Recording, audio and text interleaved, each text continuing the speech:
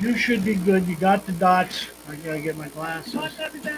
There's the stories. You can explain to everybody what's going on. Uh,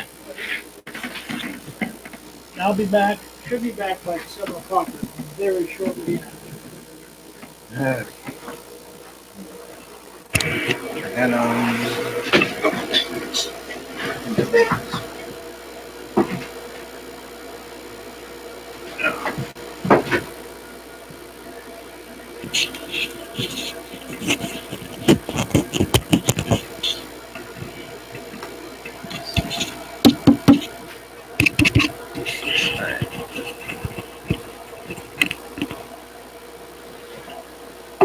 Well, good evening, ladies and gentlemen. Welcome to braveheartradio.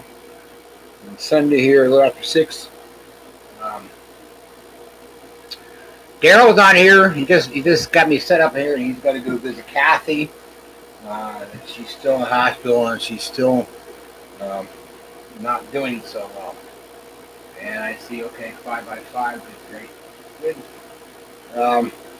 So I got a bunch of stories here. Unfortunately, Daryl has a problem with his printer. He's got some good stories. It's hard to read them, so. Screwdriver. All right. Okay. Well, as you all know, we have a little more than a week to go to the November 3rd election. And things are getting tight. And I heard yesterday that basically Biden has a lead over Trump, about the same numbers, the same point in time as Hillary Clinton had back in 2016, and we know how that turned out. Of course, this year is different. Too many people are voting by mail, and if you listen to the news or see news on the internet, they're finding bundles and bundles of ballots tossed in the garbage cans and waste, all the kinds are burned up. Okay. I think a mail truck burned up last week. And some states are rejecting, your signature doesn't match what's on file. Of course, if you don't know Pennsylvania, there's explicit instructions on how to mail your ballot back. But our state Supreme Court, which is democratically controlled, has now agreed that okay, the signatures don't quite match. Go ahead and count it anyway. So there's forgery involved there. Democratic voter fraud. The Supreme Court is going to allow mail-in votes to be counted up to Friday after the election. So don't expect those Tuesday night or Wednesday morning an accurate count for Pennsylvania. Who voted for whom? I'm going to guess other states will be the same way. I just want to reiterate, the European countries do not, I say again, do not use mail-in voting because the risk for fraud is too great. But there are too many communist sympathizers, deep state people, New World people, we're going to call them. They want to take down this country, and they're going to try their damnedest to do it. And Daryl told me, and he couldn't print off. I guess there's an FBI alert out that there could be various polling places that could see problems, people outside not letting you in, harassing you, maybe getting physical with you. Now, of course, I think 2 years ago, the sheriff for Beaver County, Pennsylvania, which is near Pittsburgh, Allegheny County area, he's going to have he got a threat like that, and he is going to have I think all 129 election or voting places down in Beaver County guarded with deputies or whomever he can get in there. So. Anyway, now while I'm on the threat issue, in New Hampshire, there's a group going around threatening people Trump supporters and have dropped off the following typed letter. And it says, "Dear neighbor, you have been identified by our group as being a Trump supporter. Your address has been added into our database as a target for when we attack should Trump not concede the election." Let me repeat that one. Your address has been added into our database as a target for when we attack should Trump not concede the election. Now, if Trump wins the election, are they still going to attack? Well, BLM and Antifa have all stated that they're going to start rioting and protesting for the election and will continue past the election no matter who is declared the winner. So, I trust something's going to happen. Anyway, the letter continues, "We recommend that you check your home insurance policy and make sure it is current and that it has adequate coverage for fire damage." Why fire damage? Well, Molotov cocktails. Yeah, thrown at your house, through your windows. Yeah, fire damage. And it says here, "You have been giving, quote, fair warning," unquote. It finished up here, "Always remember that it was you that started this civil war." No, it's not a civil war. There's never been a civil war. It's not going to be the constitutionalists or the right-wingers or Republicans starting it. It's going to be the folks that side with the Democratic Communist Party of the United States. Anyway, and lastly, it says, "Be prepared to face the severe, very darkly highlighted consequences of your preemptive actions against democracy." The United States is not a democracy. It was founded and still is supposed to be a constitutional republic. There is a difference. So, anyway, there you go. For some reason, my computer is not going to play nice right now. And I can't seem to get, for some reason. There we go. Let me check here.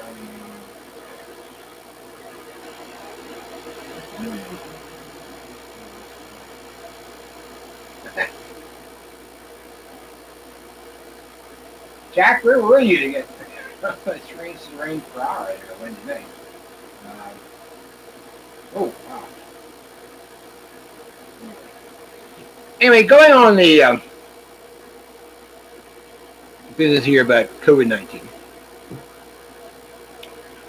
The article is, "We're not going to be peaceful much longer." The video shows fed up vet sabotaging council on the COVID-19 shutdown. A Northern California man went viral on social media this week after he issued a stark warning to local government officials who continue to make life difficult for citizens amid the coronavirus pandemic. Of course, our governor makes things bad too. "Open up the country or county. Stop holding small businesses hostage and let people make their own decisions," said Carlos Zapata to the Board of Supervisors of Shasta County, California, during a community meeting August the 11th, and we're just hearing about it now, in the most conservative city of Redding, Redding. Press California reported Zapata is a retired Marine combat veteran who owns a now struggling martial arts studio. Why be struggling? Probably because he can't have anybody in there. Very few people. At first, if I could do what he says here, "At first we decided as concerned citizens, and we all wanted to best figure out how to navigate our way through this whole COVID thing," he said. "As we realized that it's not quite as dangerous as we thought it would be, I was absolutely appalled at the cowardice."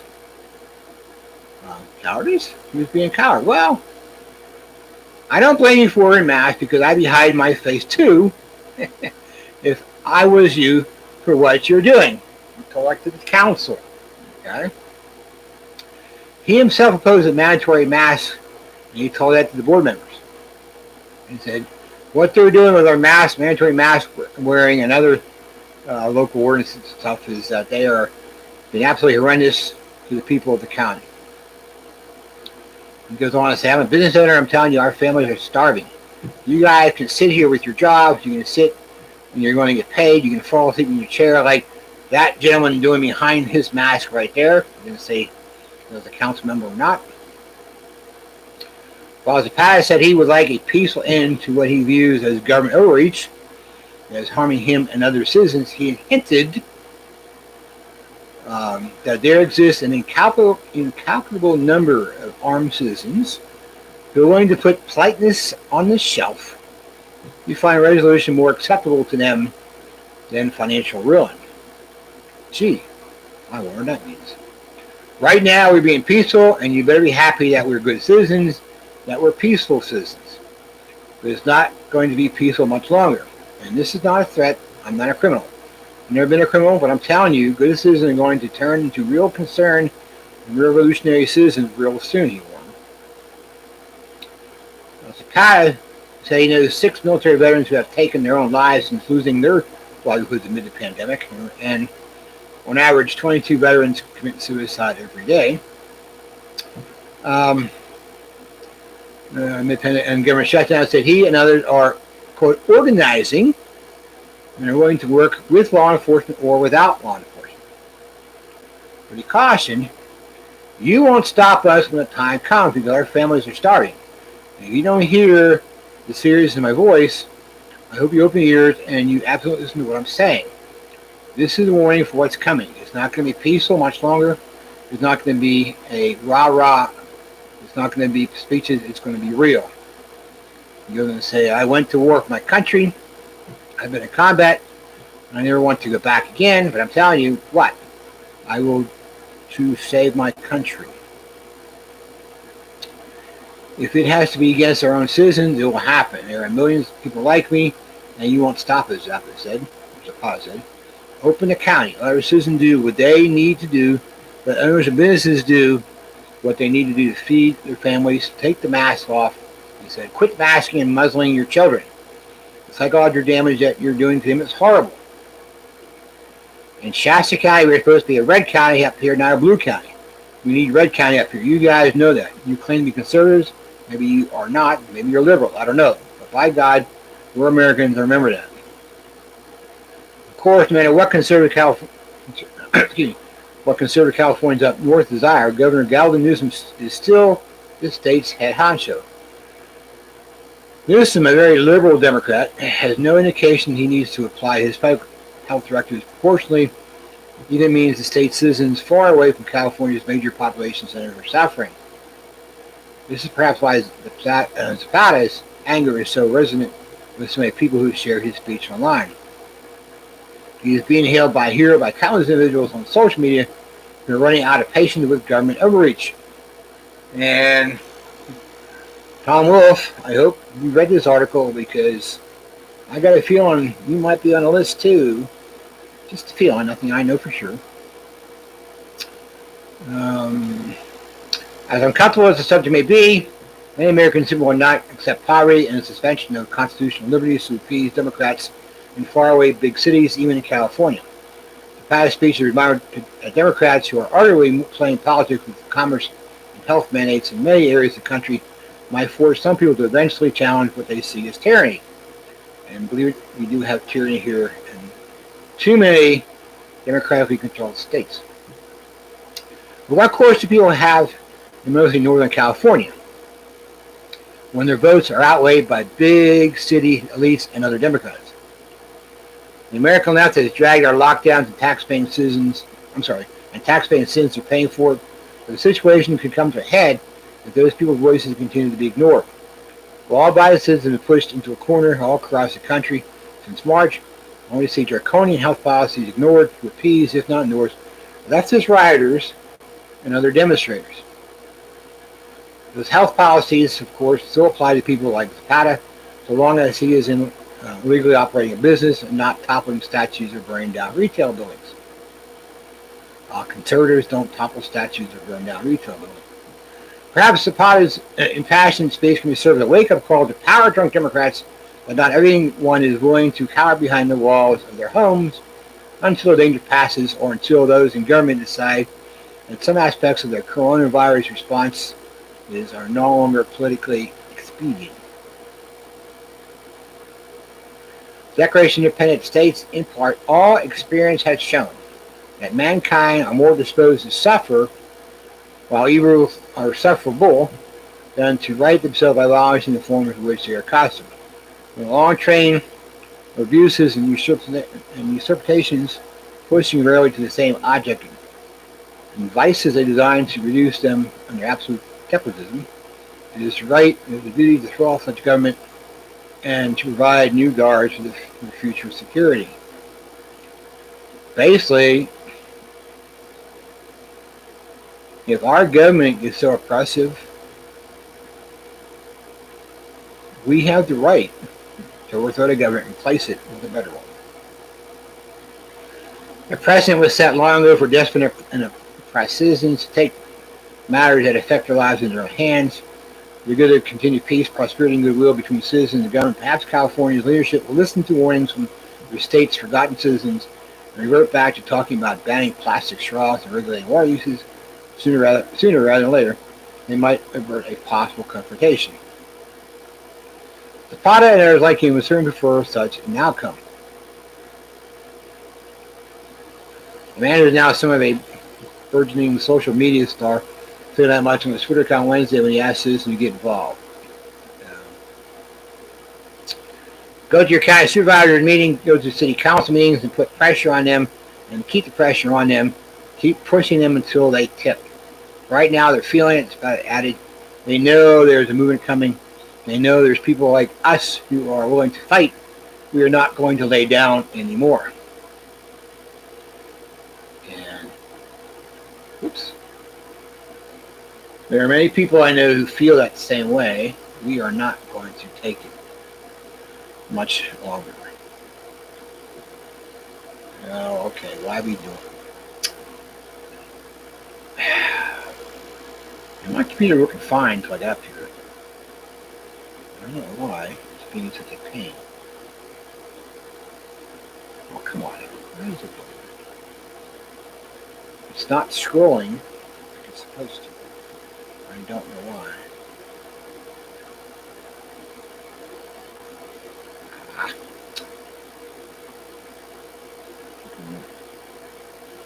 Alright.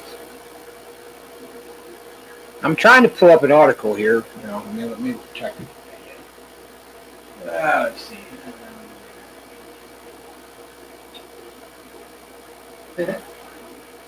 Yeah, Joe Biden is here.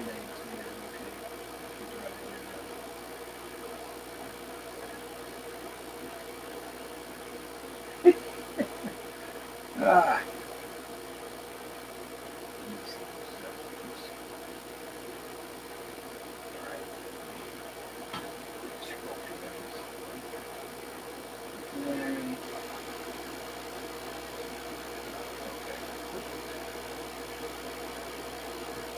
All right. Well, I'm going to try. Let's try to pull an article here. A couple weeks ago, there was an article about a restaurant owner who was supposedly struggling, and he's not really struggling at all. The title of the article is "Struggling Bar Owner in Biden Ad is Actually a Wealthy Angel Investor." A bar owner featured in a Joe Biden campaign ad saying his business might fail because of President Donald Trump's COVID-19 response. Bar owner, the governor said they wanted to handle their own states, so Trump kept his hands off. But anyway, he says his business may fail because of Donald Trump's COVID-19 response. He's actually a wealthy tech investor who made it big after receiving a large family inheritance. Joe Macron, the owner of the Blind Pig, said in this ad his bar was nothing more than an empty room because of Trump's inaction against the virus. Trump's inaction was partially due to being badly advised by people. As the head of an organization, you're only as good as people who advise you, unless, of course, you know more than they do. And hopefully Trump finally did respond. He was chastised for shutting off travel from first China and then Europe. Um, let's see. We don't know how much longer we can survive on having any revenue. A lot of restaurants and bars that have been mainstays for many years will not make it through this, the bar said. My only hope for my family, this business, and my community is that Joe Biden wins the election. And my point is, God help us if he does. However, the Washington Free Beacon reported Monday, this past Monday, that the odds that Malcolm falls under financial hardship are slim. Malcolm told a Michigan-based NBC affiliate in 2018 that he received a lottery-like inheritance from his wife's grandfather about a decade ago, and used those funds to become an angel investor in tech companies in the state. Usually, you become a CEO, you make money, and then the money allows you to become an angel investor, he said. I haven't had different circumstances where I had money first. He said he leveraged his inheritance to become the go-to guy for people seeking investments in the Ann Arbor area, according to Click on Detroit. And despite pinning his bar's hardship on Trump and Biden's ad, McCoon told Michigan Live in June that he decided it was not worth it to host any live shows at the bar, despite having authorization from the state to hold events at limited capacity. Now that we tried it and saw, it's really hard to communicate what it means to have a really socially distanced and live music show. We decided it wasn't really worth trying to have it. The last thing I wanted to be is the epicenter for a new outbreak. And he goes on to kind of repeat himself and blame Trump again for his problems. And in addition to being a bar owner, McCoon is the co-founder of Coots, a co-working destination for tech startups in Ann Arbor, the CEO of the software company Nutshell, the president of CKM Capital Partners, and a board member of the ACLU of Michigan, all according to his LinkedIn profile. And the Federal Election Commission records show that back in July, Mr. McCoon contributed $5,000 to Biden's campaign. So he's not the poor business guy in any way, shape, or form that he claims to be. And, okay, let's see this one. Oh, now it's working. So, once again, people are vying for Biden.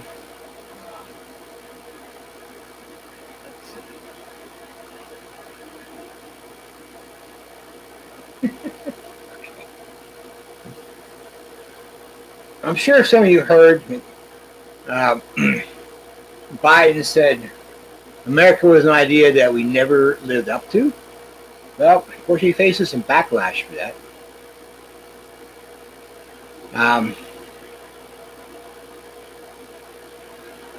Joe Biden is facing backlash Wednesday night for referring to America as an idea that we never lived up to. Democrat nominee shared a clip from his interview on the podcast Unlocking Us with Renee Brown, which was released earlier today. America was an idea, Biden said. We hold these truths to be self-evident. We never lived up to it, but we never walked away from it before. I just think we have to be more honest. Let our kids know as we raise them what actually did happen. Acknowledge our mistakes, we don't repeat them. I think Joe's a bit confused here, but anything. He summarized the remark by tweeting America was an idea we never lived up to, but we never walked away from it before. And Biden was slammed by a number of critics, including members of the Trump 2020 campaign. Joe Biden closing argument is that America has always been a disappointment, according to Trump Communications Director Tim Murtaugh. And at Joe Biden, where have you been for 47 years? America is the greatest nation in the world. We stand for freedom and opportunity for all. Our nation is filled with strong, innovative, and hardworking individuals who love this nation and don't want it fundamentally transformed.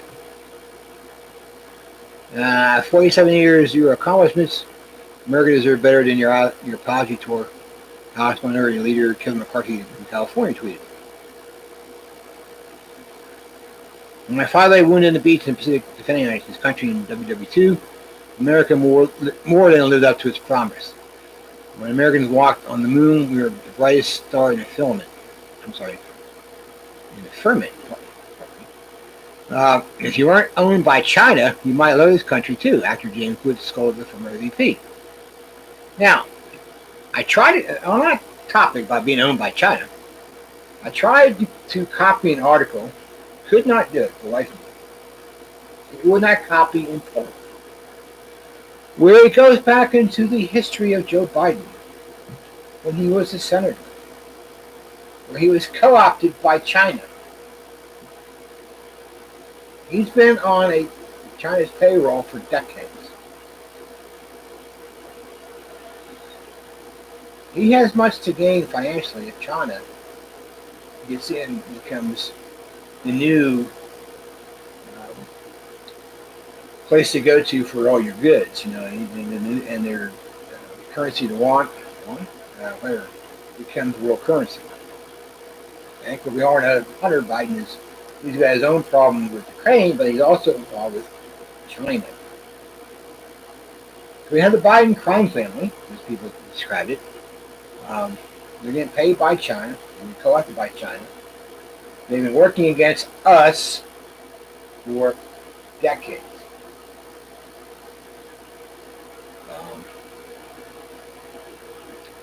I wish I could. I mean, a lot of detail about how Biden was co-opted by China, and very enlightening. I was hoping to even get sent out, and it wouldn't let me do that either. So I could read it, but could not copy it or even send out to anybody. Okay, let's see. This is.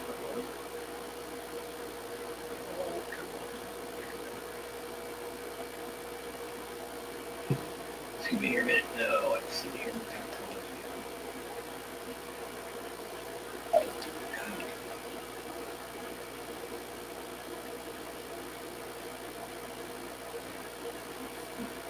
Okay.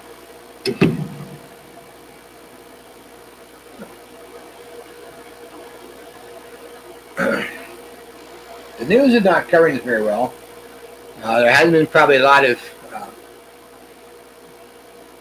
publicity about rioting going on in the United States.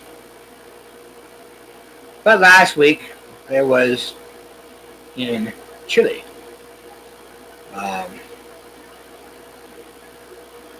Now, we already had here in America churches defaced. We've had at least one church burned to the ground. Other ones fire damaged parts. But a church in Santiago, Chile burned to the ground on Sunday, October 18th. And mass protesters filmed and cheered as the burning spire. Oh, excuse me, let's see. Who could this be? Oh no. It's a message from somebody. Oh, let me guess. Let's see what this says.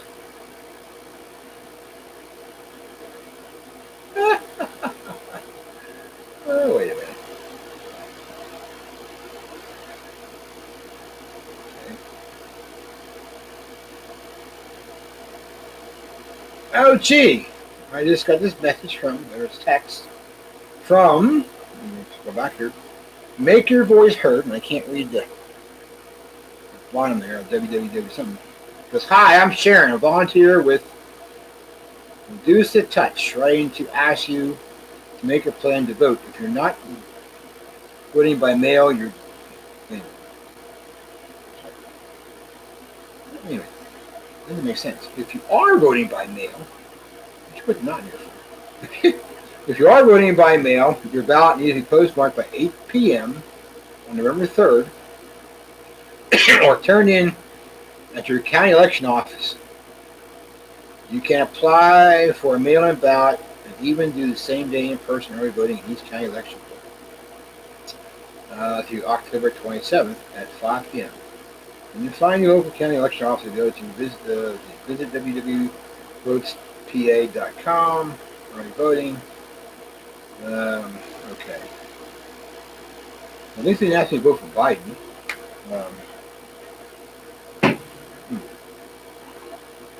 I'm getting a lot of those text messages. I'm getting 4 from some voter organization down in Harrisburg telling me how I voted the last several years. And continue voting in the elections. Your vote counts. But 74 of the same piece of paper? And that's ridiculous. Anyway, getting back to what I was reading here. Mass protesters filming cheers of burning spire of a Catholic Chilean church crashed into the ground last Sunday night. Protests and riots erupted in Chile's capital of Santiago over the weekend ahead of a referendum on whether to throw out the country's constitution. In Chile, they're deciding what to do with the current constitution. Keep it or throw it out. Demonstrators lit stores, vandalized buildings, and set churches on fire on the anniversary of the beginning of the massive 2019 protests against the government. And I know at least 2 Catholic churches burned to the ground in Chile. Now, this is an expression of brutality, said Interior Minister Victor Perez. Today we must lament violent acts, but we will confront them. Police were deployed to protect the city's subway system, which has been targeted by demonstrators in the past. Now, the protesters cheered when the burning spire of the Annunciation Church fell to the ground. And they also set the San Francisco Borgia Church on fire, which dated back to the mid-19th century. I'm going to skim part of this here. I see about 25,000 protesters gathered in the Plaza Italia to focus on last year's protest, holding banners there that demand a new constitution. The 2019 protest resulting in billions of dollars in damages and over 30 deaths. Publication reported. Oh dear. The protests and riots began led by high school students angry over increases in subway prices. Okay. The students were quickly joined by others, causing protests to swell into massive crowds of Chileans.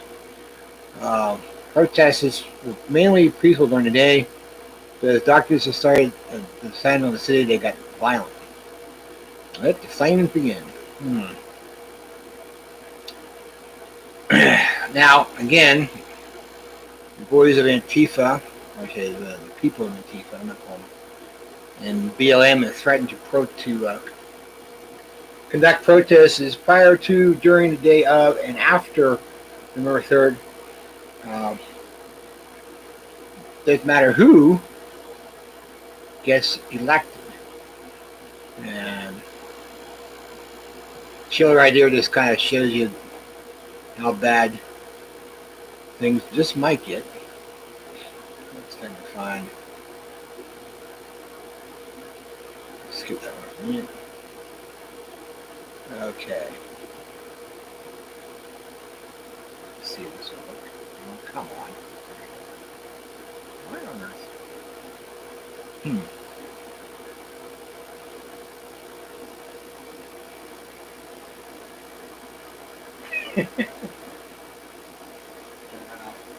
Yeah, G.I. Joe said, I've been getting a lot of messages. It's not the first.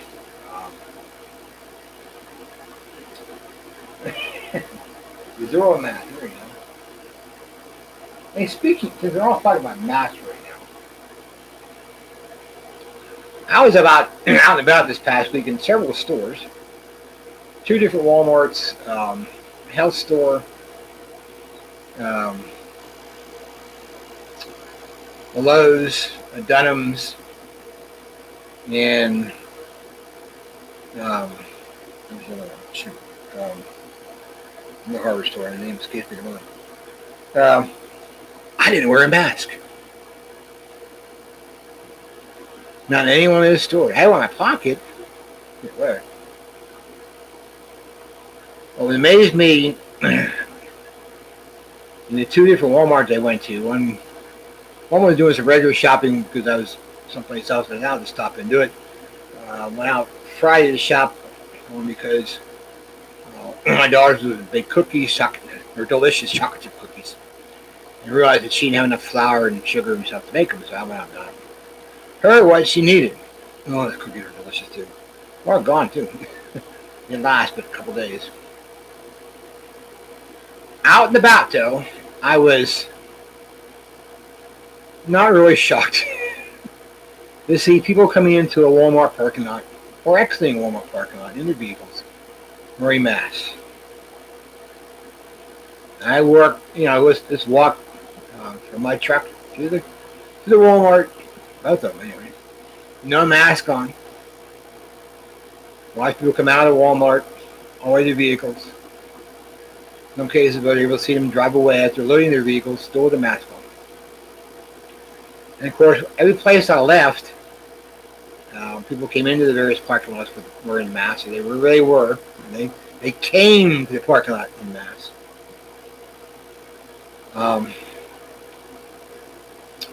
Well, on Friday, I was in line at Walmart.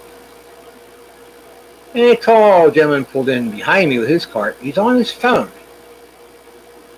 He has his mask on. He's talking to somebody. He's talking about, I gotta get outside, take this mask off. I can't breathe. I have a hard time breathing. It's really bad. I'm not sure what's wrong with this mask. He's going on and on. I turned around and told him, why don't you just take it off? I got one of the strangest looks. I mean, the guy looked at me, I was from another planet or something.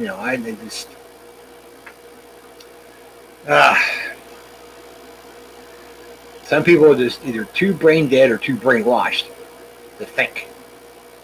I'm not sure which. Emily, why are you carrying the shotgun?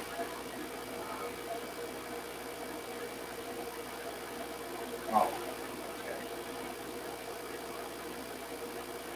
Oops.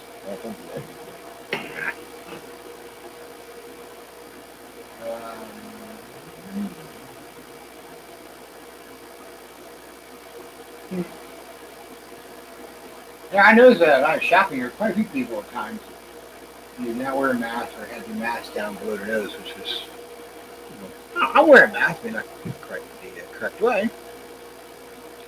Before I get to this next article, I do want to mention masks are not that good for you. I think I say that article that covers it from not. In fact, I'll wait. I'll do this article and I'll get to that one. Anyway, from WorldNet Daily, Biden policies are, quote, a direct threat to U.S. security. Okay. Through the worst public health crisis in many decades, it has been a devastating 7 months for the U.S. economy, but hope is emerging. The unemployment numbers in September was at 7.9%, down from 14.7% back in April. Almost a 50% decrease. Even better, U.S. Energy Secretary Dan Palette recently stated that the U.S. oil and gas industry, which leads the world in production, should be a primary vehicle for recovery from a pandemic-driven economic fall. So why would Joe Biden and Kamala Harris propose energy policies that are 1, a direct threat to U.S. security, 2, morally unjust, 3, against climate change goals, 4, bound to increase energy prices, and 5, sure to put millions of Americans out of work? I thought the Democratic Party was for the people. I must be wrong. The flip-flopping may continue, but the path not be changed. Okay? Kiddo, look in my eyes. I guarantee you we're going to end fossil fuels. Biden was filmed telling your voter. There is no question that I am in favor of banning fracking, Harris told a private town hall meeting. Struggling through such an extraordinary time where demand and prices have both unexpectedly plummeted, 2020 has been perhaps the most difficult year in the history of the U.S. oil and gas industry. Yet we have no choice but to rebound. Oil and gas meet 65% of America's energy demand and remain simply irreplaceable at that scale. So much so that lack of investments in new supply today could easily begin to spike oil prices in just a few years as demand inevitably rebounds. There's a fracking and shale era from 2008 to 2019, for instance. In the fracking and shale era, 2008 to 2019, for instance, U.S. crude oil production was up 160%, and gas increased production by 70%. Fracking now accounts for 80% of our oil and gas output and has transformed the U.S. into an energy powerhouse, producing more oil than Saudi Arabia and more gas than Russia. Now, side note, fracking has been going on for a long, long time. It's part of the oil production process. You eliminate fracking, you basically eliminate oil being new oil wells from being drilled. Okay. Banning fracking would also make it nearly impossible to export oil and gas. In 2019 alone, the U.S. exported over 3 billion barrels per day of crude oil, increased gas export by almost 25%. And basically nothing in 2016. The U.S. is now the third largest exporter of liquefied natural gas, LNG, deemed the fastest growing commodity in 2019 and essential to net zero goals. This explains why U.S. Department of Energy projects, global natural gas consumption increases more than 40% between 2018 and 2050. As more natural gas becomes available, more people are going to use it. America's oil and gas exports mean rising economic prosperity, but perhaps most importantly, we can now meet the desperate need of energy poor nations across the world. We export oil, they pay us for something else.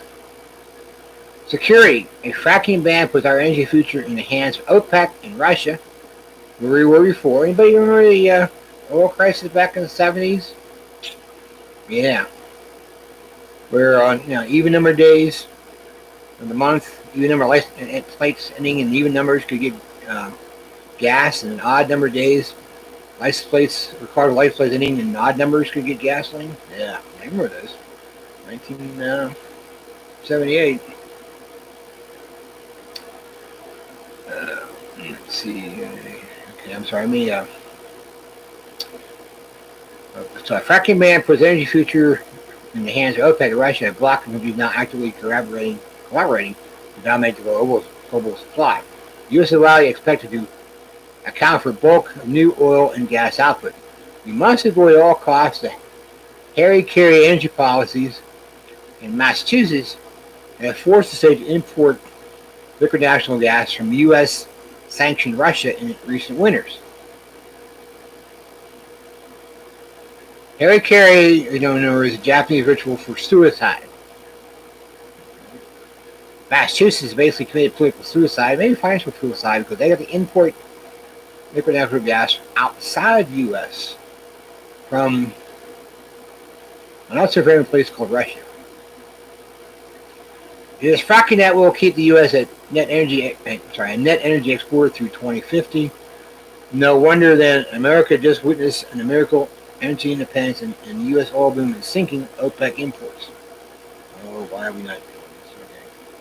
Okay. Economic justice, number 2. Here at home, natural gas can help advance communities of color. Globally, U.S. liquid natural gas exports are crucial to help lift billions of people out of abject poverty while also lowering greenhouse gas emissions. Some 3 billion people rely on such biomass as wood and dung for heating and cooking, creating indoor air pollution that kills around 4 million a year and causes a wide range of non-communicable diseases. The UN reports that over 1,700 children die every day from preventable causes, and they will by a lack of modern energy. It is a moral imperative of the U.S. and other energy-rich nations to share their abundant resources with those still stuck in the backwater of human development. And of course, we have number 3, climate change. President Obama supported natural gas to cut emissions while also backing up the natural intermittency of wind and solar power. Wind and solar power will not supply nearly enough for what the U.S. needs.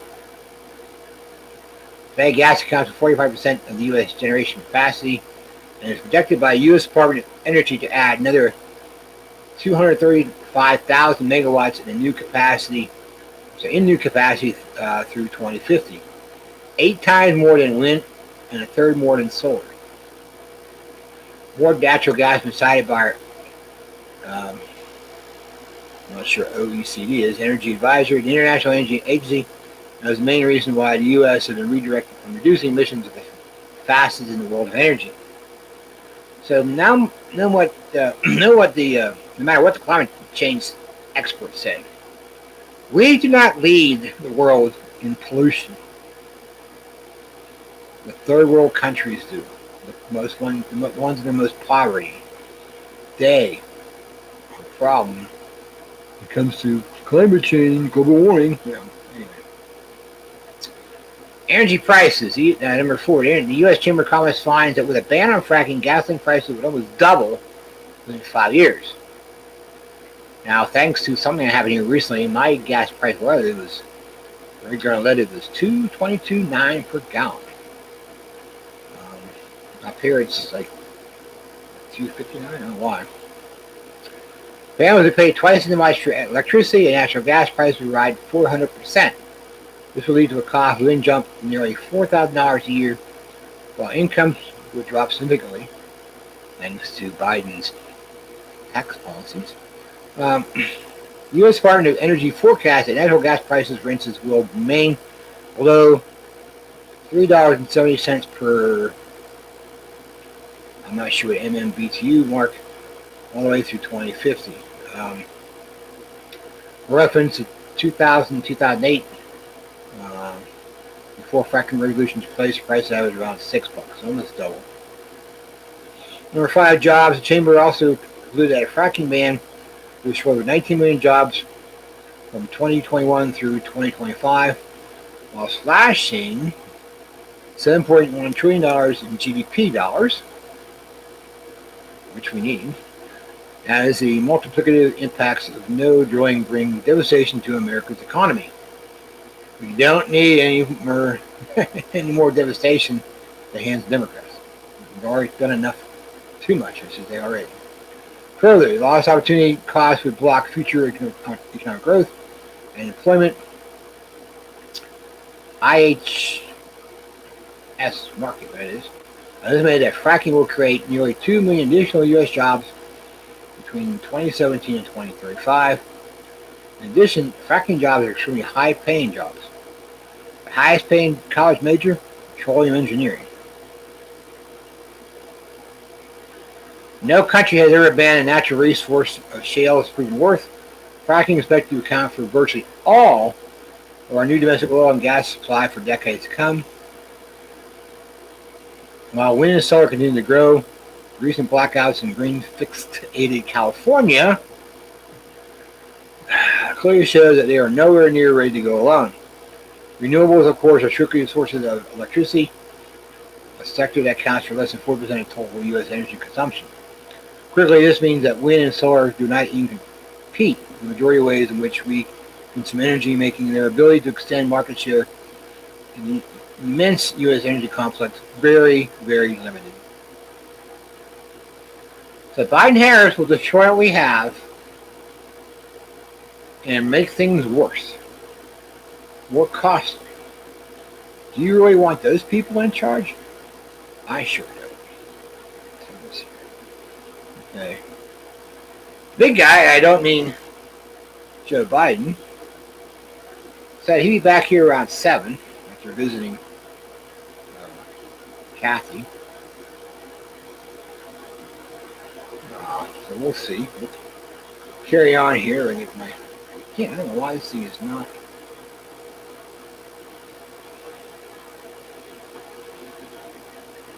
One of everybody's favorite Democratic governors, Governor Gretchen Whitmer of Michigan.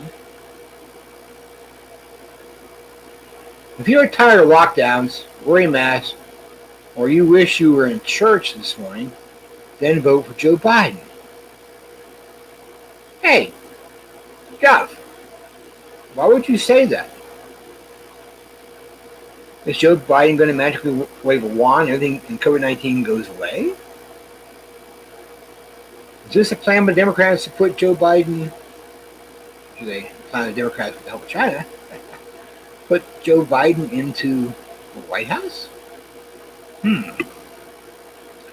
Anyway, she goes on, it's time for change in this country. Michigan Democratic Governor Gretchen Whitmer that if the American were coronavirus lockdowns and the fallout from social economic restrictions related to the pandemic, then you need to vote for Democratic President nominee Joe Biden on election day instead of President Trump. You're tired of lockdown, you're tired of wearing masks, or you wish you were in church this morning or watching college football, or your kids were in in-person instruction. It's time for change in this country, and that's why we got to elect Joe Biden. Gretchen, you're wrong.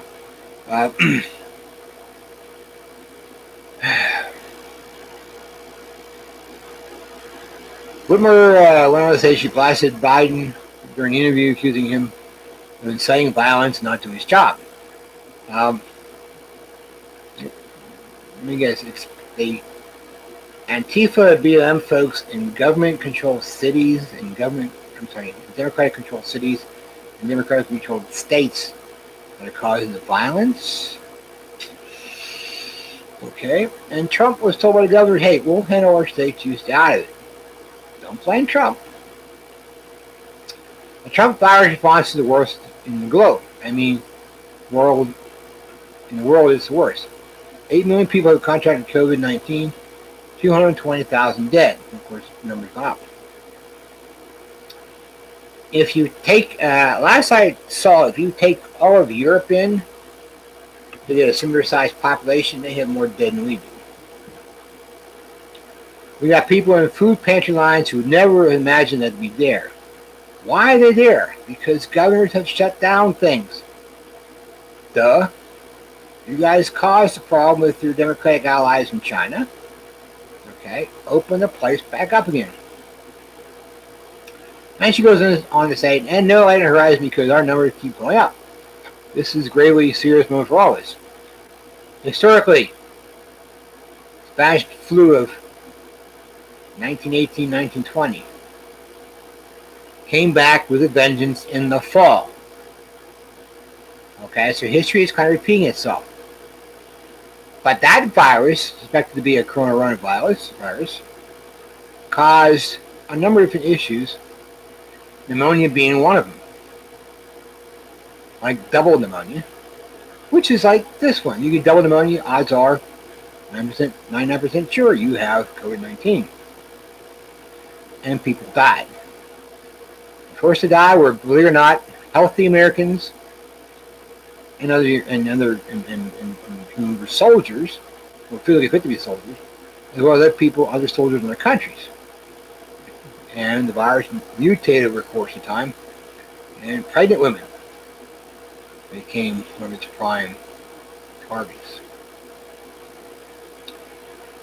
Okay, some Twitter users who commented on the Meet the Press clip said Whitmer's insistence on American voting for Biden, they want lockdowns to end, and if they want to go back to church, it sounds like a thinly veiled ultimatum.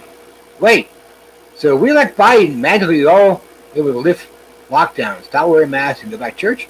That's all we have to do? Elect Biden? One commentator said. Something smells like a lie here. Another one. So she's basically admitting that they are punishing us unless we vote for Biden. That's what it sounds like to me. To another commentator. I would rather be locked down for the next 4 years than put a criminal who sells out America with our tax dollars in office. No, thank you.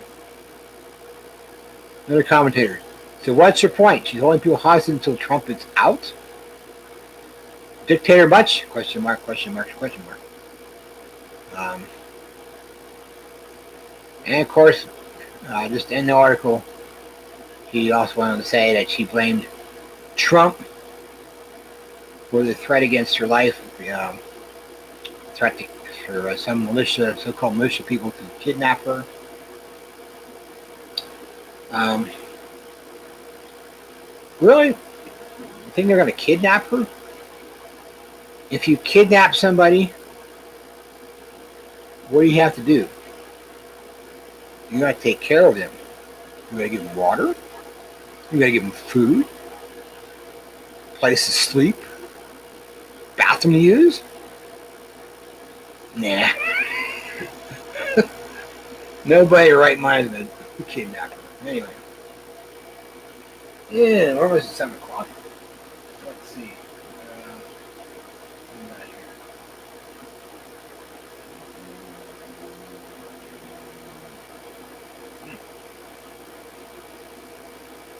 That clock time. I forgot to read that last week. Yeah, Joseph. Yeah, I meant to read that last week, and I didn't do that. Yeah, and we know age cap.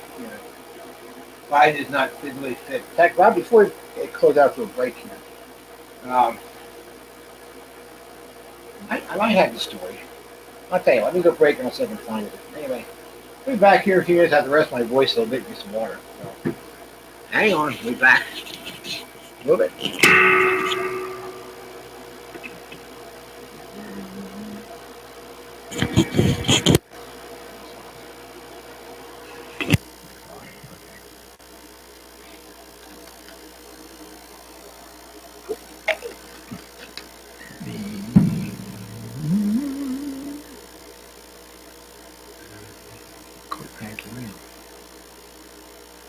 I got that twice. What did I get that twice for?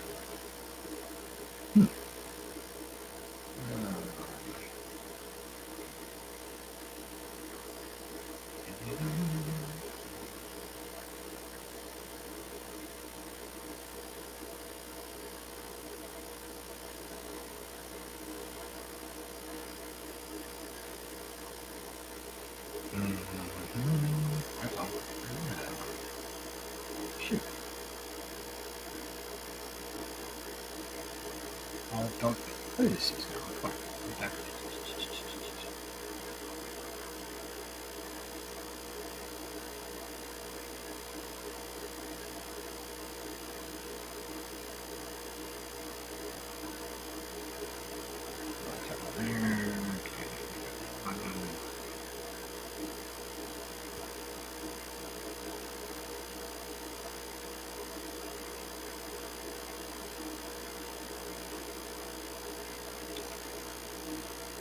I know that one.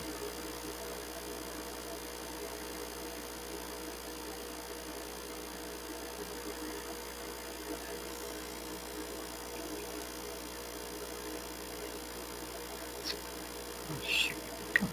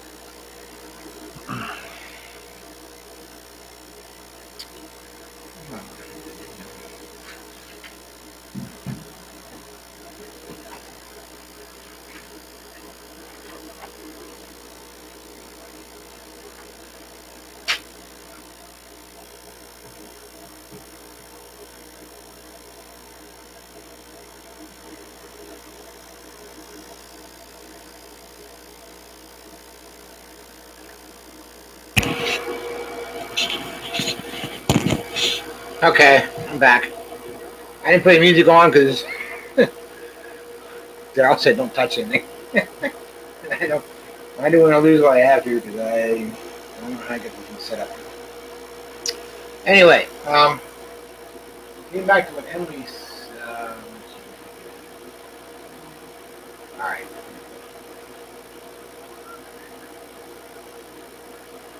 Yes, Emily. Our founding fathers did screw up. Uh, by not putting an age cap on people running for president, of course.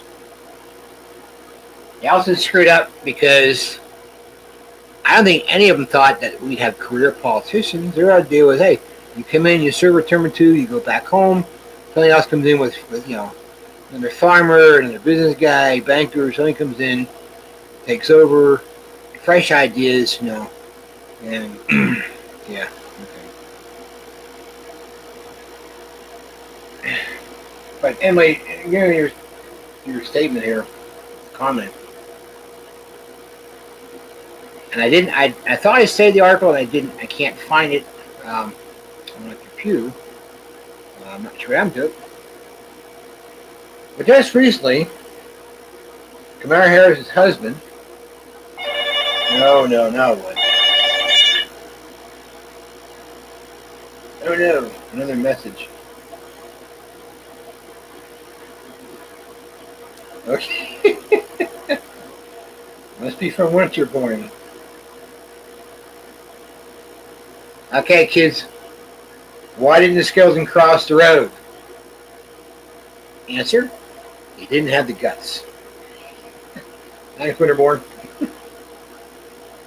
Anyway, he made a comment saying he is the husband of the next president of the United States. And you say, wait a minute. She's the VP nominee. Joe Biden is the presidential nominee. I mean, how could she be the president and he'd be the husband of the new president? Well, not too long ago, Nancy Pelosi talked about this congressional. She's talking about the 25th Amendment and the congressional commission involved with the replacement of the president. And I didn't think to bring with me because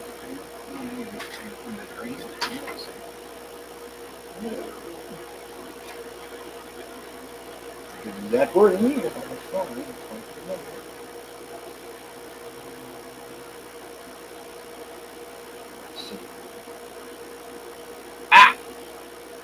There's right here. The 25th Amendment of our Constitution. Section 1.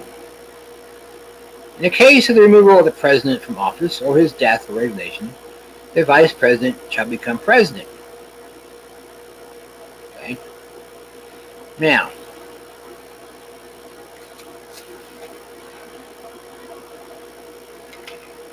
oops.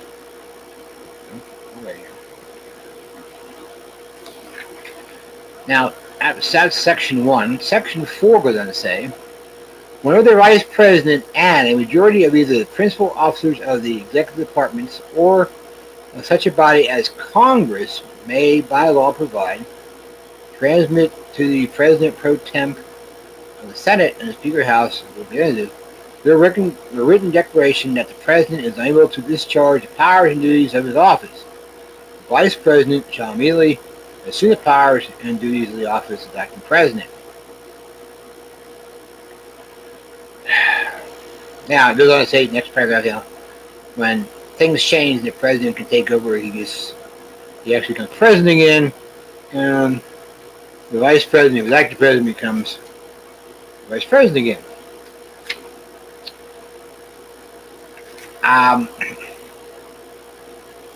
Could it be that since Joe Biden is well known for his gaffes and his senility, dementia issues, that not too long after, I hate to say this, a Biden-Harris victory,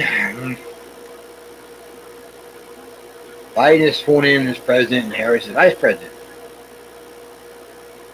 Maybe in the first month. First 90 days.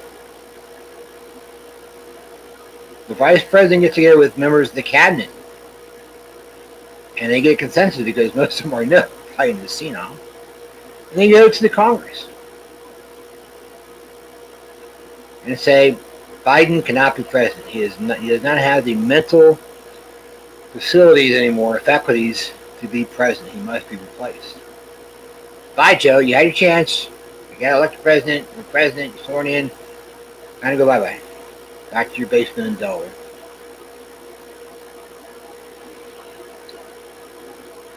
Would it pass him to do that? I just hope and pray that Trump gets reelected and Biden Harris will be thrown on the garbage bin of history. But anyway, as most of you probably know, Dr. Fauci was on, made a statement about Thanksgiving. And not to be outdone, Thanksgiving this year, this can't happen if we had to pass. Too many people are getting together. It's going to be this problem. COVID-19 is going to start and spread and all that stuff. In California, Governor Newsom has decided that no more than 3 families can get together for Thanksgiving. That you can't get involved with loud discussions. You can't yell and scream. You can't sing at your get-togethers. These Thanksgiving meals. That between bites you will wear your mask, just like you're required to do in a California restaurant. And the Thanksgiving get-together will only last 2 hours. Hey, Gov Newsom, ain't gonna happen in my house. Yeah, here comes the article that Biden now wants to cancel the Christmas season.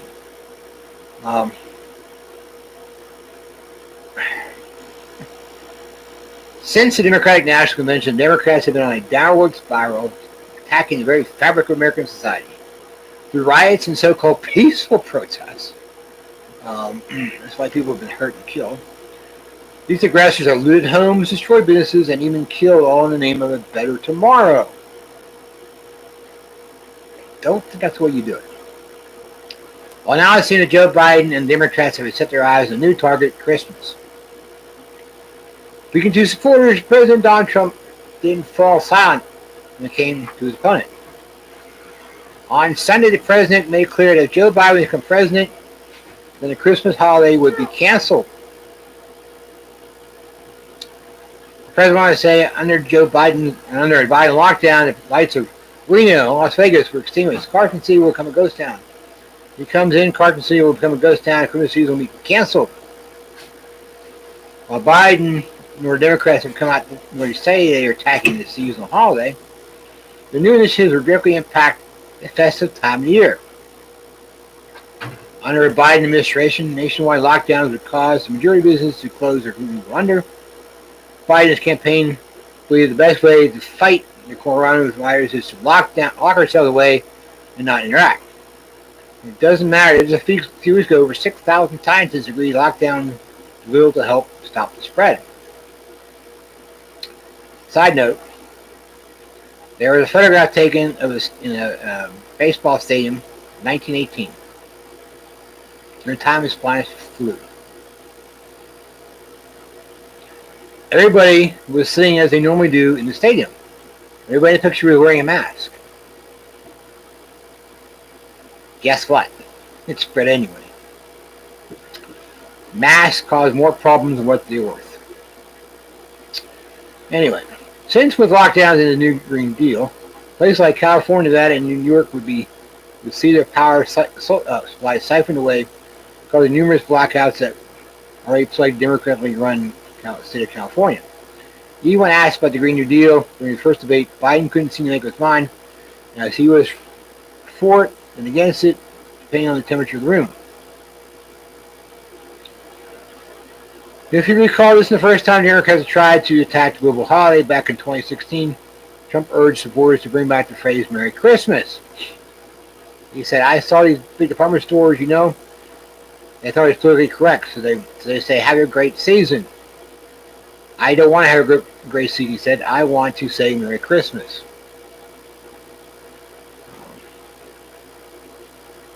So along with that, I suppose you probably read, Joe Biden, if elected, will do a mandate that all people entering federal office buildings will have to wear a mask. And if you're on the interstate highway system, which is fairly controlled, you have to wear a mask. Hey, Joe buddy, I am not wearing a mask while driving my car on any interstate highway system, nor any state-controlled highway system, nor any municipality-controlled highway system, okay? That is dangerous.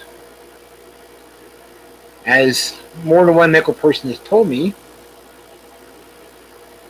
your body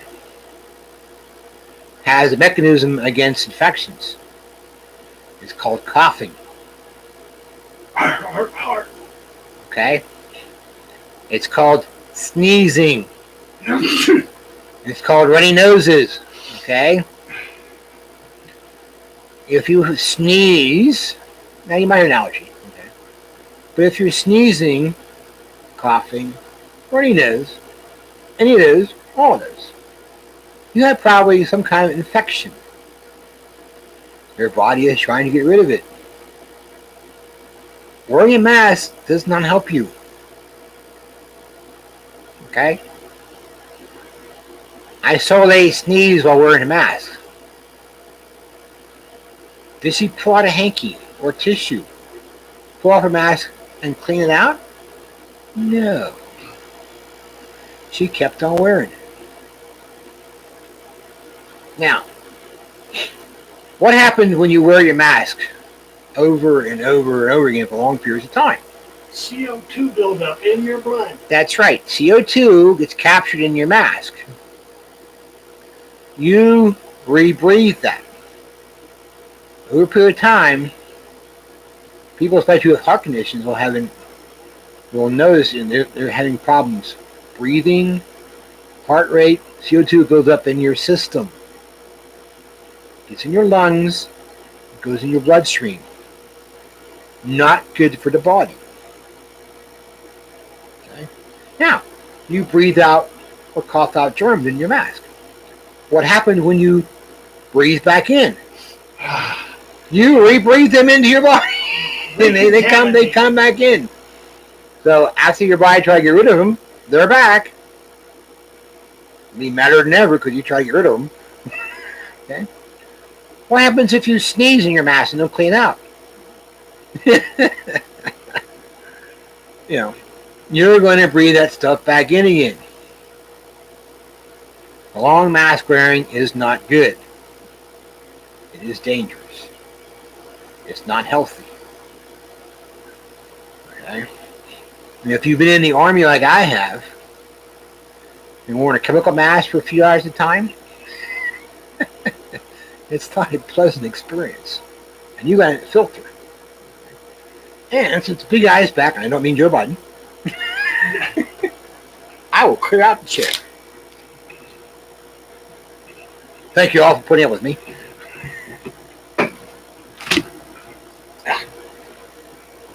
And the chair is yours. Chair is mine. Charlie's chair. Is your mic on? Yes. Okay.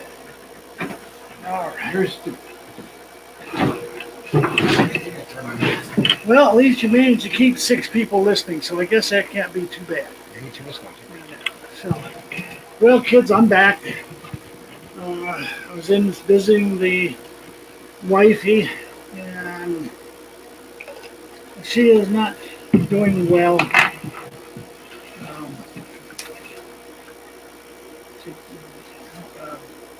For a while there, it was every other day. She was really good. Then the next day, not necessarily in a coma, but in a comatose state where she didn't respond to anybody talking. But the last 2 days, she's been back in that state. Today, she was a little bit little better. I'm gonna say little better.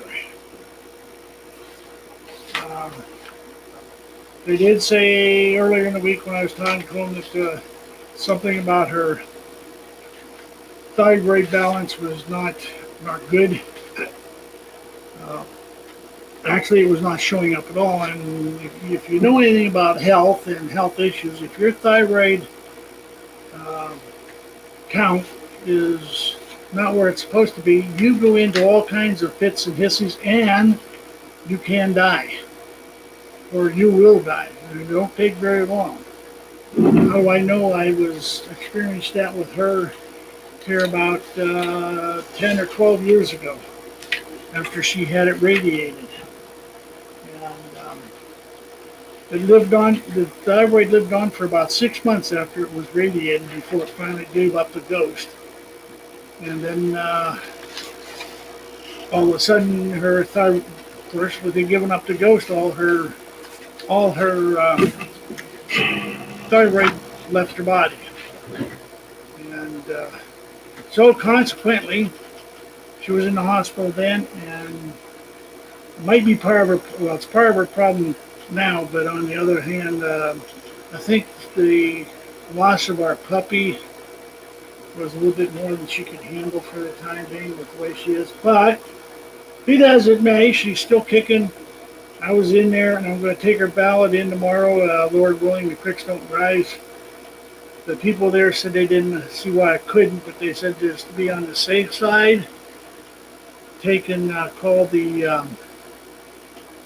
in the morning and talk to the head supervisor.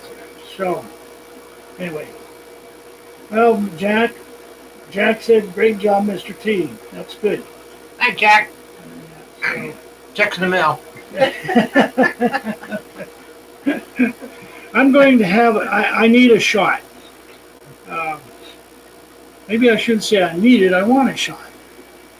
Maybe I need and want a shot. Both of them, or all three. What do you think? Knock yourself out, but after the show. No. I got things I got to do. I got a couple phone calls to make.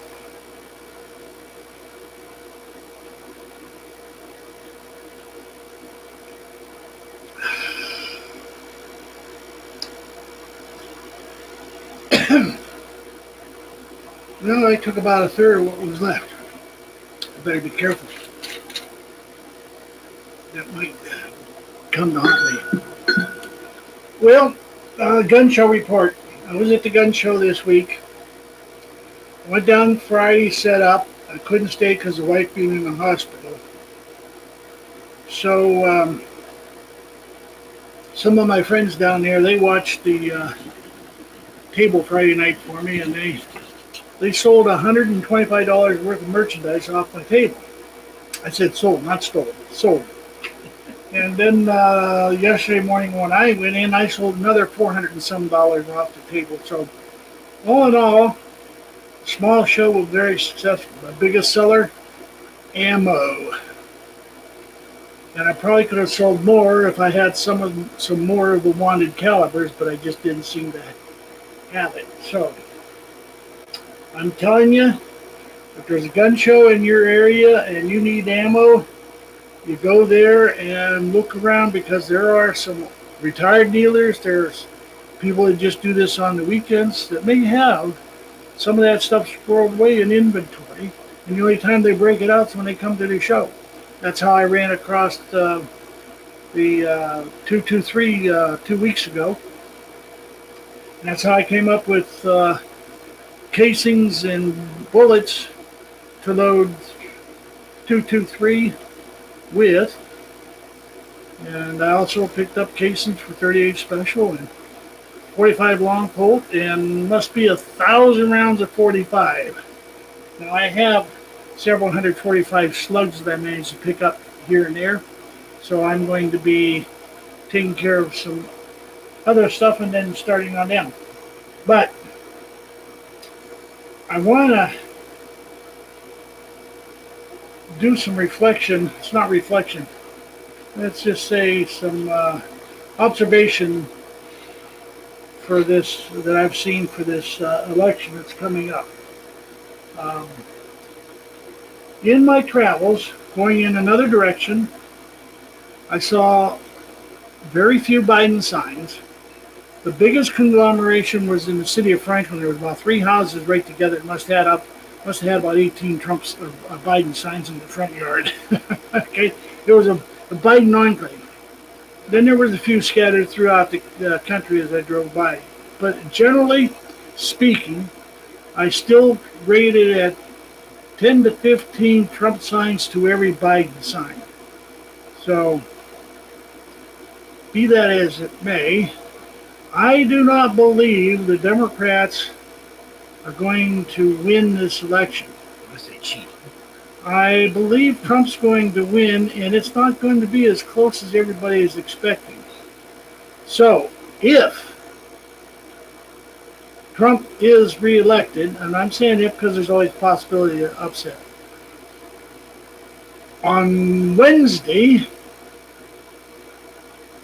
November the 4th, you had better be prepared to defend yourself because these asshole losers, communists, Antifa, Black Lives Matter, and all the rest of these other groups out there are going to burn the country down. They've already been doing it in democratic cities and been left alone to do that without being hardly challenged, arrested, or anything.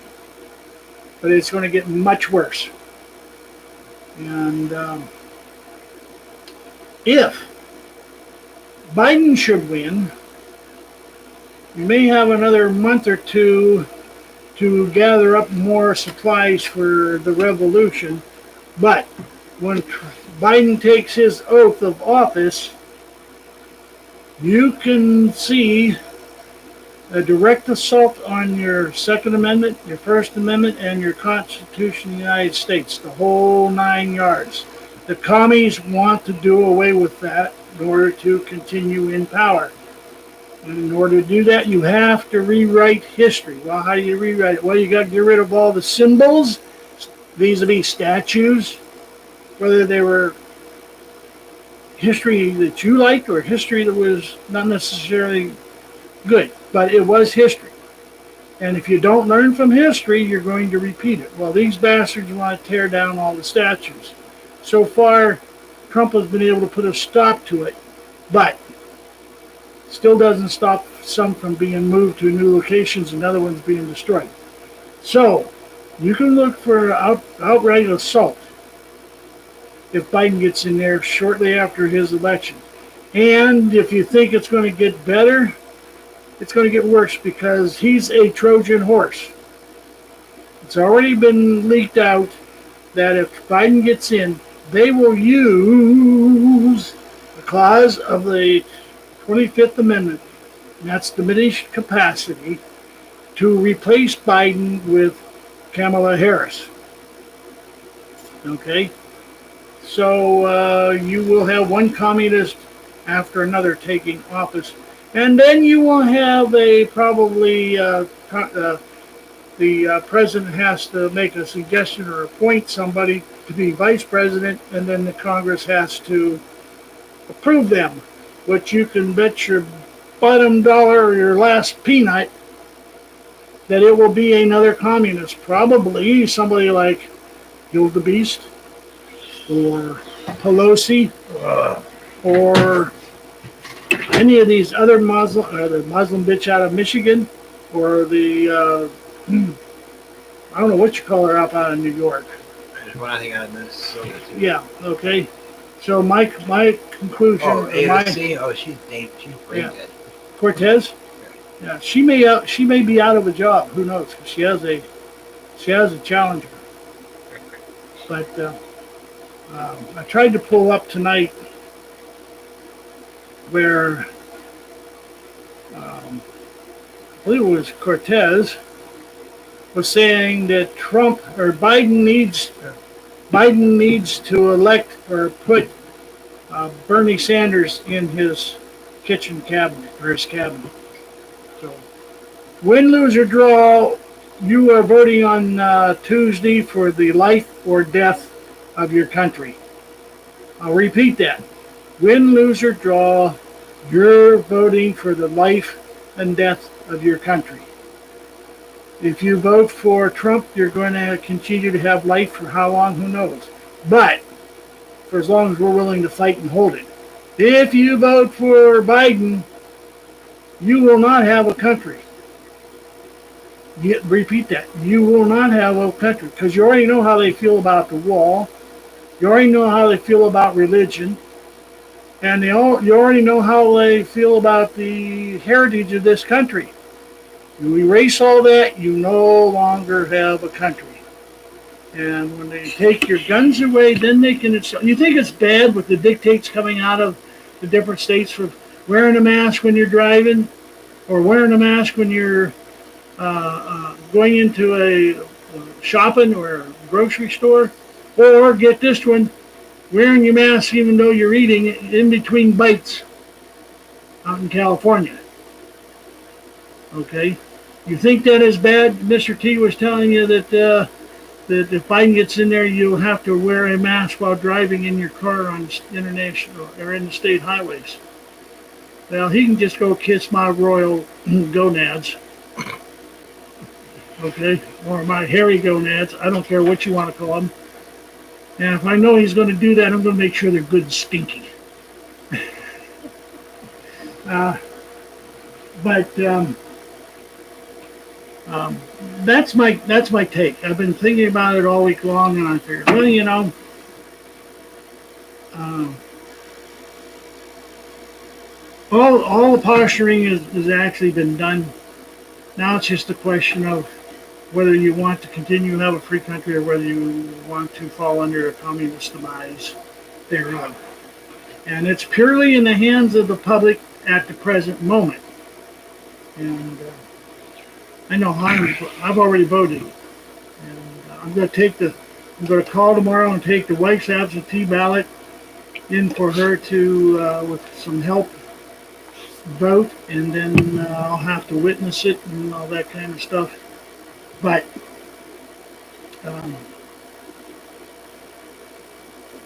all I can say is you better get prepared. There's a gun show at Yankee Lake, PA, or Yankee Lake, Ohio, after the election on the 10th and 11th or 9th and 10th, whatever that day is. In I don't. I can't read the signs from here. That's 7th and 8th. 17th. No, 7th and 8th is weekend, after. and 14, 15. Yeah, 7th and 8th. There's also a gun show down in Jefferson Township, Pennsylvania, which I believe is down near Butler or somewhere. No, there's one in there's Jefferson Township in Mercer County, east of Mercer Borough. Well, that may be where they're talking. Where is it? I got the flyer in the goods up there, and I'll have it for next week's show. Is it next month? Or? I may take it upon myself next week on Tuesday evening, depending on how I feel and how much rest I get and what I'm dealing with Mother. That's not this Tuesday, but the night before the election, I might come in and do a special about half-hour show concerning the election. Things that I saw a story today. My compounded printer's acting up, so I couldn't pull up as many stories as I wanted. Again, I think there's something being hacked around through the system. I'll tell you, I had no problem at home scrolling on my computer. I get here, and it doesn't want it. Doesn't want it. Anyway. But I saw where early voting, and I think this was out of Florida, early voting was showing the GOP was doing rather well on the absentee ballots, that is. So they've already started counting their ballots down there. Well, early voting so they can count them when they come in. Also out of Florida, it was announced by the state health authorities that 60% of the deaths that they have reported as being from coronavirus were misinformed or wrong reports. 80% or 60%. Well, you know what that means? They had over 8,000 people supposedly die That means 5,000 of them didn't die from coronavirus. What else did they die from? Okay. Who If they're knows? elderly, yeah, if they're elderly people, they could have died from anything: heart attack, Gunshot, strokes, car whatever. accident, Okay. too much So, beer. it's gotten to the point that you can't believe what government officials are saying, even under Trump. If they're Democratic supporters, you're going to get a false narrative. Okay. So, anyhow, that brings you up to date. I'm not going to do a gun show review because I just did, and after that, there's not any until December, I do believe, around here. So, I make a comment. A lot of you out there had no idea what communism is like. Now, personally, I haven't lived under communism. However, I was stationed in a country that was next door to two communist countries. One was called East Germany, and one was Czechoslovakia.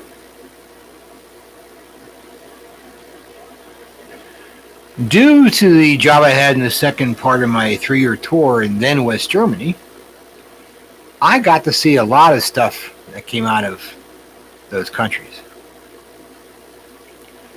I also had the advantage of my family and I. We lived in what was called the economy. We lived in the German apartment all 3 years we were there, and we enjoyed it so much that I also had a chance to look at what's life like for an army family living in government quarters. Much different than, let's say, being at Fort Sill or Fort Benning. And decided that was not for us. Okay, so we spent all 3 years living in a German apartment. And we had to help cut the grass, take care of snow, no big deal. But my landlord was a political refugee from Czechoslovakia. He was able to escape communist Czechoslovakia. Okay.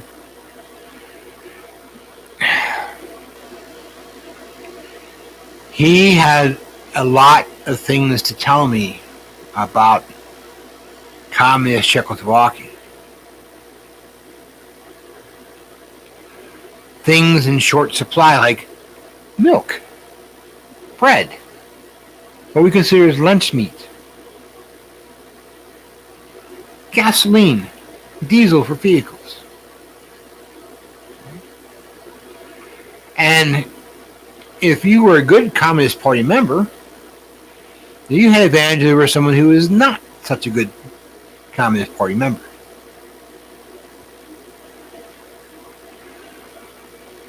And I got to peer visibly, and also by satellite means into East Germany.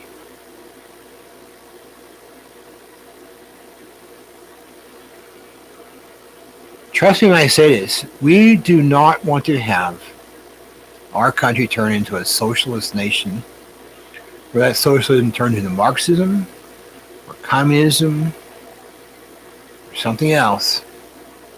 We don't want that to happen. Okay? I know people out there who don't like Trump because of the style or the way he acts.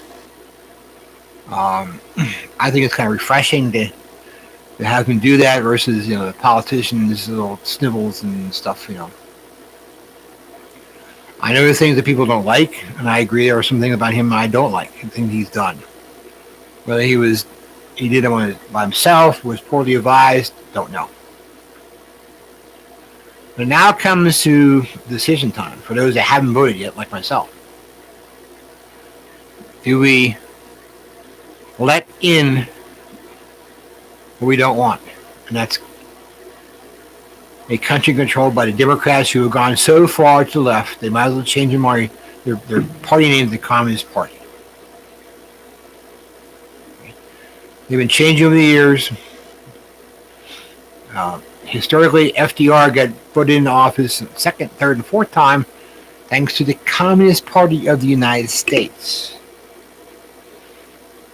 his cabinet was mainly of either communist or pro-communist sympathizers. A lot of his policies were based on socialism. We don't want that. If you like the fact that Trump has gotten things done, then vote for him. That's what I'm doing. If you don't like him personally, but again, you like what he's done, then vote for him. Don't vote for what could be the end of the country as we know it. You don't want to experience what occurred, in the 70s with gas lines because you couldn't get gas one day because your license plate was the wrong number. And you can only get so many gallons of gas anyway. I mean, bread lines, food shortages. That's what occurs in a lot of communist countries. I know because I talked to people who used to live in East Germany and Czechoslovakia. Again, my landlord from Czechoslovakia, he was a great source of information on what lie on the other side of the border I was allowed to cross. We don't want that for our future. The future we have to live in, the future our children and grandchildren have to live in. I got to respond to an email or a text from Crazy Uncle Bob in the chat room. No, I'm not saying I want to wait 4 years. I'm just saying that if Trump gets elected, it'll start shortly thereafter. If Biden gets elected, it probably won't go into full swing until after he is sworn in office, and then it'll go into full swing. So what I'm saying is you may have another 3 months, maybe or less, to be able to finish topping off your stuff. If you think you got all the ammo you can get, then go to the stores and buy canned food. It might be too late to get the long-term storage dry foods, but go to the grocery store. Now it's not. My wife ordered some 2 weeks ago and came in Thursday. Yeah. Well, but you never know how long it's going to take. But the point of it is, if you got cash and you want the food right now, you can go to like the little dollar stores. They have cans, 8-ounce cans of ham, which is enough to feed 2 people or 3 people, depending on your ration, for a meal. They have already made beef stew. They have all kinds of stuff in cans, and I bought it and I've tried each one of them, and it's not bad. It is not bad for canned. Now you got to remember, it's going to be stamped with an expiration date, but just because it comes to that expiration date does not mean it's not good. I've been trying to tell people I've eaten canned food that was 20 years old. Try how many sea rations from 1940s when you eat Yeah, well, I ate them in the 1970s. In the Navy, I had some sea rats that were made in, 1943? Okay. And these people that are complaining about MREs, eating an MRE is like eating at a Hotel Ritz compared to what a sea rat was. The sea rats, the biscuits were so hard you had to soak them in a coffee for a week before you could eat them. And it gets soft enough to bite. When we were running low on ammo, they used to throw them at the German tanks and bust the treads off the tanks. I think that's a tall tale. Anyway. You think that's a falsie? Yeah, I think that's. Sounds good anyway. It sounds good. Yeah, I know. For those who know anything about the Civil War, back then the soldiers had called hardtack, and sometimes they had to actually crush that stuff or put it in water, let it soak to soften up. Sea ration wafers and stuff weren't quite that bad. I know in RTC and even in my early days military, sea rations, even in the 1970s, early 80s, for the MREs came out. Some of those dated back to WW2, and guess what? They were still good. I have some MRE entrees that I bought for Y2K. Okay, and about every 6 months I'll go and I'll pull one of them out, open it up, get it out of the box, see if the package is swelled up, If the package is swelled up, I know it's no good. It's very simple to figure out how bad, if it's good or bad. Because if it's a can and it's got a hole in it, it's leaking the juices out over the side, it's bad. If the can is puffed up, looks like a grenade ready to blow, it's bad. Run. If an MRE, the main entree, is puffed up, it means it's bad. But if it's not, it's still good. May not taste as good as it should, but it is still good. For those that are still looking for guns and ammo, there are some available, depending where you look. Now, Friday, I went to a gun store I hadn't been to in a number of years. I found some weapons in there that I like. And unfortunately, due to a scheduling conflict, the person who was interested in what I found was unavailable to go buy one.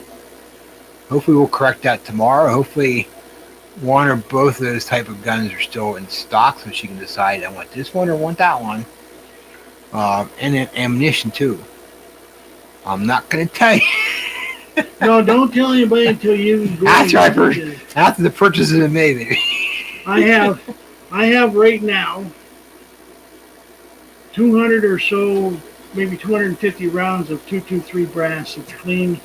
I have to size it, trim it, decrimp the primer pocket. I have, believe it or not, I got about 1,000 bullets that I picked up at a gun show. Okay, so I have 1,000 bullets to stuff them with. So that's why I say if you can't find it at the local stores, because the local stores that's where everybody goes, and they may have it, they may not. It depends on, and I'm seeing now on the internet 6 months to a year now for back orders, and they want you to pay for it on your credit card beforehand, and I'm going, no, I was going to do that. And I says, no, if I do that, then I'm tying my credit card, then I don't have any money to work with if I find something else that I can. Okay, so that's why I've been going to the gun shows. Now, I'm not going to set up over at Yankee Lake, PA, but I just may drive over there and go through and see what's there. First thing I got to do is make a delivery and then take my car and see what that clunking noise is in the front end. It's been there ever since I got new tires. Front end. It's been there ever since I got new tires. They claim it was bad rims on the front, so I replaced the rims, but the clunking noise is still there. Okay. So my mechanic thinks it's the tire, but he doesn't have any way to check the tire. In other words, new tires, one of the belts may have rolled over or slid or moved inside there, But so I've got to get a hold of him, take it up there, and start pulling tires one at a time, and put the donut on and take it for a ride and see if we get rid of it. Once we take and put the donut on a certain tire, and we get rid of that noise, then we know we got the culprit. Now, is it the tire or is it a rim? Do I have to put another new rim on it? I don't know. But I'm going to work at that this week, and hopefully I have enough money to, once I collect from this order, I'll have enough money to do that almost enough to pay it off. Okay, almost enough. Hell with the property tax. I'm going to wait and see if they give us another stimulus. And, I know. Democrats don't get off their dead ends, dead butts. Well, I'm looking at it's going to be we're down to what I hear 9 days. Yeah, 9 days to the election.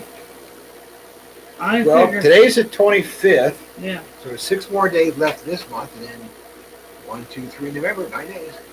I'm figuring that somewhere around 3 to 5 days before the election, the Democrats will come up with a plan and approve it and get it sent off to Trump, who then will be put on the carpet for whether or not he signs it. Just like he put them on the carpet for not creating one, And that's when he gave them the option, line by line.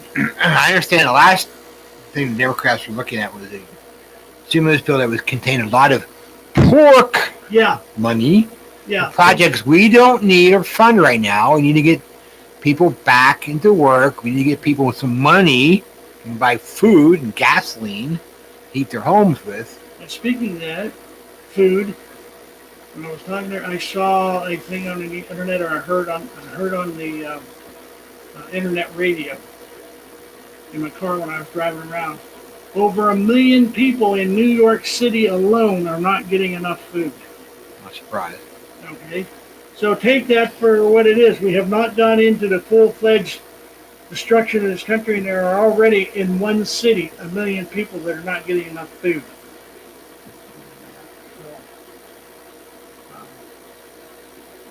Anyhow, it's getting awfully dangerous out there, and I'm still waiting for some Biden supporter to come by and start throwing stuff at my house, because I got a Biden flag out and I got a Trump flag out and a Trump sign out. I saw Trump when I came in here. I mean, he didn't switch him. No, I didn't switch him. Somebody else must have. Okay, so we got a switcher out there.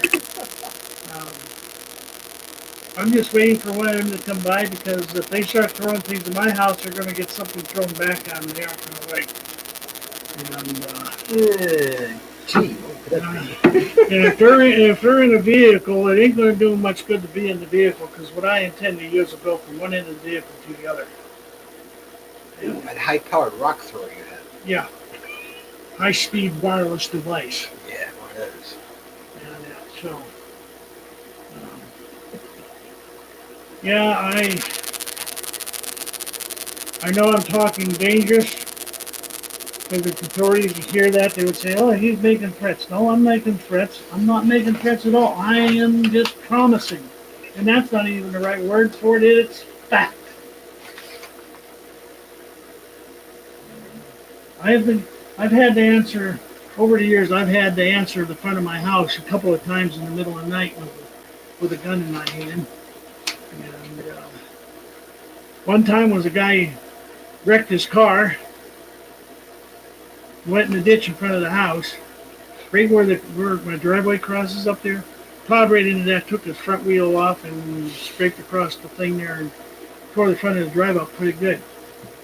He come to the house, and I answered the door, and I made sure that they could see it.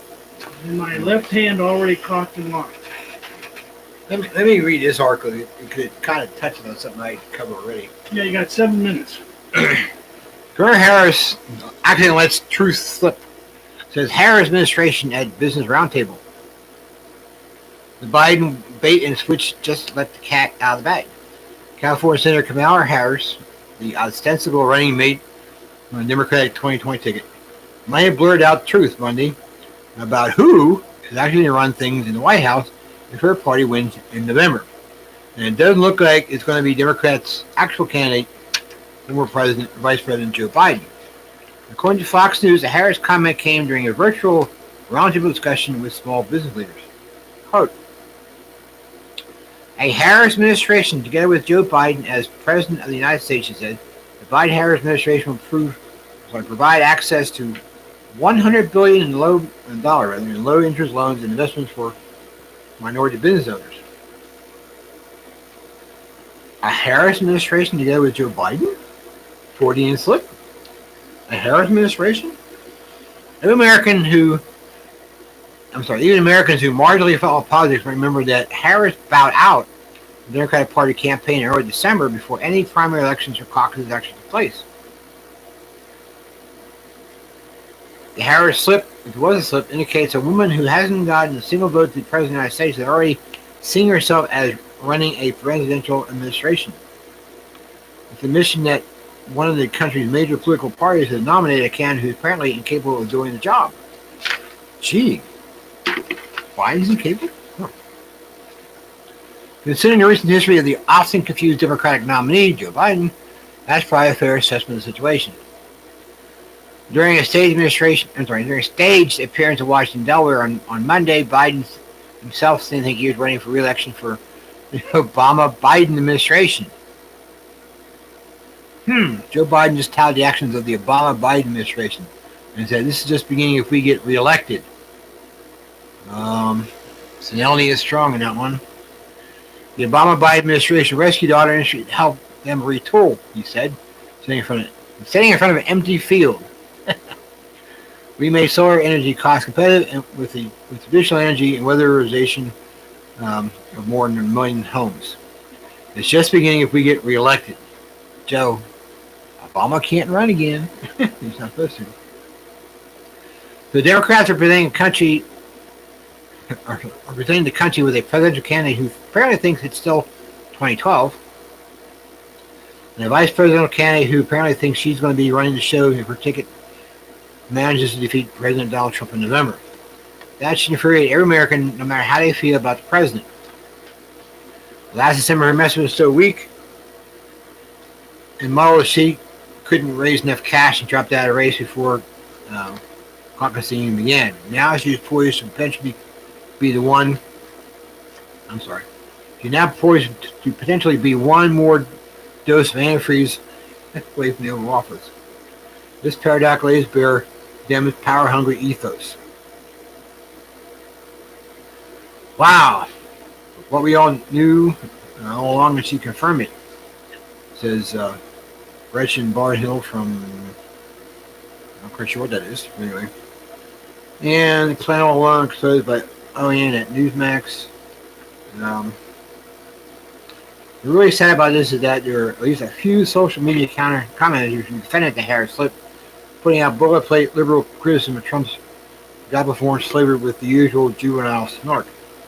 What's even sadder is the slip appears to have been ignored completely by the mainstream media, of course, because they are the propaganda arm for the Democratic Party. It was been endless news cycles out of any similar slip by the president or a prominent Republican. And unlike Democrats and the liberals, irrationally. A sane political opposition would never lower itself so far, but the United States doesn't have a political opposition. It has a resistance led by the likes of House Speaker Nancy Pelosi that has shown to destroy the Trump presidency by any means necessary. A sane country wouldn't let that happen. The Democratic machine and the hideously based mainstream media have done their best to cover up Biden's countless shortcomings since his founding primary campaign was brought back from the dead by South Carolina voters in February. They've done their best to cover the bait and switch campaign that's presenting American voters with a candidate who's being billed as a traditional Democrat, while an extremist understudy waits in the wings on the stage left, ready to take her star turn in the world's brightest spotlight. But that Harris slip of money let the cat out of the bag. The only question is whether American voters are going to buy it. And the Democratic Party is also making Biden as a good Catholic. No, he's not. Okay, classified as a heretic. And my time is about up. I just got a message from Emmy wanting me to make sure I give Kathy or tell Kathy about they love her and give her prayers. I've been doing that. I'm telling you, it's a real rough time. This is the roughest episode she's had. And I'm not going to go into it over here. Let's just put it this way. It's really, really, really rough, and it's been exacerbated because of the fact it happened so soon after my puppy dog had to be put to rest. But I will tell you this. My puppy dog is up where we will remember her every time we go there. She's buried at our new camp. And we will probably be in there within the next week to 10 days because my son's got all the right stuff now to finish fixing the plumbing. And a friend of ours is going to help us figure out this three-way switch system that they got in there for for electricity. You turn one switch on, all three lights come on. You turn the one switch off, they're all off. But if you turn the other light switch on, which is supposed to only turn on two things, all the lights come on. Okay. So they got a jumper from one box to the next, to the next. So somewhere along the line, jumpers are not in the right place. So anyway, trick or treat. Trick or treat. Don't smell my feet. Okay, kids, we will see you next week. Anything you want to say before you go? Just remember, next Saturday, it's supposed to be the last Saturday on Eastern Daylight Saving Time for us here in Pennsylvania. The Daylight Saving Time was to end for the country on 2 o'clock in the morning on Sunday, November the 1st. Remember to change your clocks back. Otherwise, you may forget, and you'll tune us in Halfway through the show, or an hour early. an hour early next Sunday evening. And you'll be wondering, where's Braveheart Radio? I'm smoking cigars with the wooden Indian that Emmy told us not to buy. Okay, kids, we will see you later. Thanks for tuning in. Good night. Good night. Have a great week. It's raining outside because the lines, the power lines are wet. It's starting to mist or spring. Oh.